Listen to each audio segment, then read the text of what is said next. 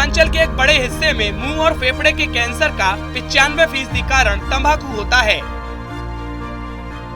देश में हर साल लगभग 10 से 12 लाख लोगों की मौत तंबाकू खाने से हो रही है, जिसके लिए सरकार तरह तरह के विज्ञापनों के माध्यम से जनता को जागरूक कर रही है कि तंबाकू स्वास्थ्य के लिए हानिकारक है।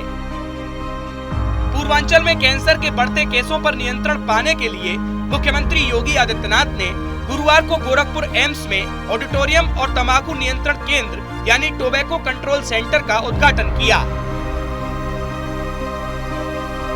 साथ ही एम्स का निरीक्षण भी किया। इसके अलावा मुख्यमंत्री तंबाकू नियंत्रण को लेकर आयोजित संगोष्ठी में बतौर मुख्य अतिथि रहे। हम सब जानते हैं कि मेडिकल साइंस ने बहुत प्रगति की है,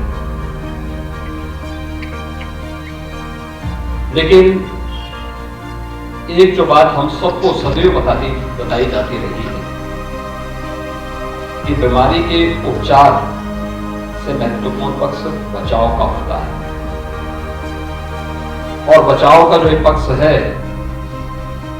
यह हम सबको आज के इस national centre for policy research in tobacco control के इस कार्यक्रम के साथ जोड़ता है। हर व्यक्ति जानता है और हम लोग बचपन से भी इस बात को सुनते रहे हैं कि तंबाकू से किस किस प्रकार की बीमारी होती है, या धूम्रपान से या टोबैको किसी भी प्रकार का हो, वह मनुष्य के लिए हानिकारक है। जो सेवन कर रहा है उसके लिए तो हानिकारक है ही, लेकिन जो स्वयं सेवन नहीं कर रहा है लेकिन ऐसे व्यक्ति के संगत में है, तो धूम्रपान से होने वाले नुकसान से वह व्यक्ति अपने आप को बचा नहीं सकता।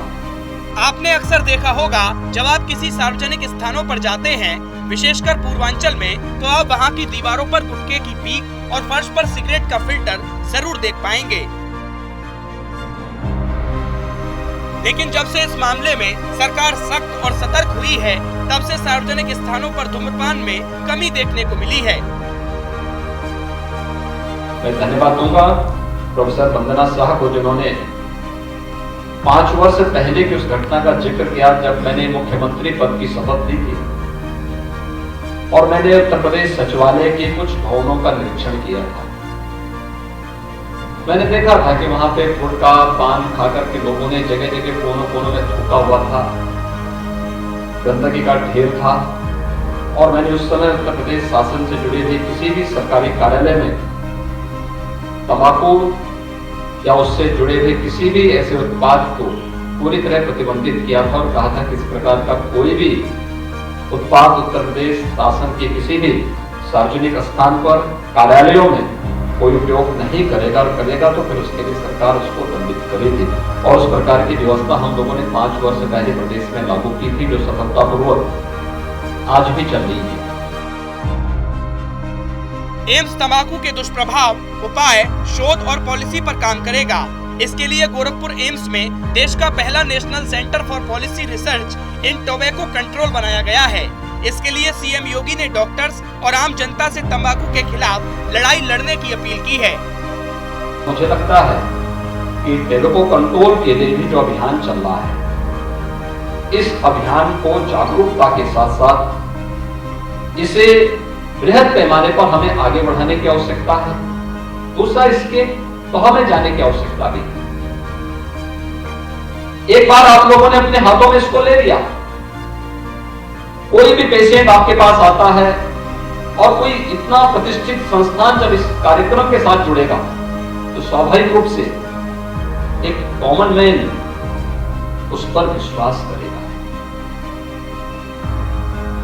मंचों से कोई भाषण कर रहा है, कितना विश्वास होता है नहीं कहा जाता, लेकिन एक चिकित्सक किसी व्यक्ति को बोलेगा कि तुम्हारी बीमारी का कारण ये है, तुम्हारे कैंसर का कारण ये है, तुम्हें होने वाली ये परेशानी के पीछे ये कारण है, और अगर आप इससे मुक्ति चाहते हैं तो आपको इसको छोड़ना पड़ेगा, और छोड़ना ही नहीं पड़ेगा आपको बाकायदा इसके लिए एक अपील भी जारी करनी होगी कि देखिए मेरी ये दुर्गति हो चुकी है, अगर आप अपने को इस दुर्गति से बचाना चाहते हैं तो आप भी इससे मुक्त बनी रहिए।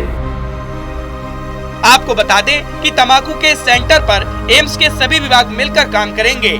इसमें मुख्य विभागों में कैंसर, स्त्री एवं प्रसूति रोग, नाक कान गला, प्लमोनरी मेडिसिन, जनरल मेडिसिन शामिल होंगे।